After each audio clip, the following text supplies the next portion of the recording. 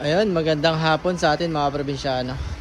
Meron po tayong fabrication dito na chick van, dalawa. Parehas tong 15 feet. Parehas din ng lapad. At parehas din to ng taas. Ayan, inassemble na natin, binuo na natin.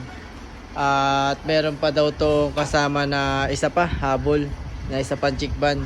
Kaya magpapabenta tayo ngayon para magawa natin to. May habol pa rin natin. Bali 3 chick van na to mga probinsyano. Hintayin natin yung louvers niya para habang ginagawa natin yon, tuloy-tuloy pa rin ang trabaho. Ayan.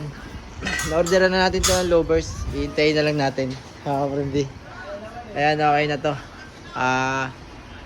Gagrind rin na yung taas para pagdating ng louvers, na lang, kabit na lang tayo ng kabit.